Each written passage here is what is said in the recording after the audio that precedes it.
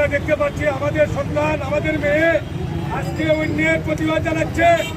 আজকে ছিলেন সারা বাংলাদেশ জুড়ে আমাদের মেয়ে, আমাদের ছেলে সন্তানের উপরে ধর্ষণ ও খুন খারাপি চলছে। আমরা কোনো দল বুঝি না, আমরা দলবল নির্বিশেষে আমাদের ছেলে সন্তানকে, আমাদের মা চাষিকে, আমাদের মেয়ে কলতরে আমরা উদ্ধার করতে হলে আমরা রাজপথে নামতে হবে। আমরা এই বর্তমান সরকার, তার উপদেষ্টা যারা যারা আছে, এই ছাত্র ছাত্রী, তারাও এই ক্ষমতা আনিয়েছে। আনার পরে তাদের জানো শান্তি নাই, তাদের জানো নিরাপত্তা নাই। কেন? তারা কি অপরাধ করলো? তার উপরে দর্শন। গত 3 দিন আগে আমাদের সিলেটের একটা মেয়ের উপরে বাঁচাই ঢুকে হামলা হয়েছে। আমাদের সিলেট শহরে কোন একটা ভাই বন্ধুগণ কোন একটা প্রতিবাদ ও প্রতিনিন্দা জানায় নাই।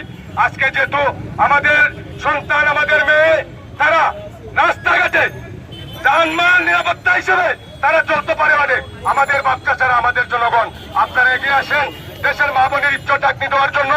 আপনারা সচেতন থাকেন, এইটাই আমার আশা প্রত্যাশা আপনারা কাছে। আমার সংক্ষেপ বিভক্ত এখানে শেষ করছি।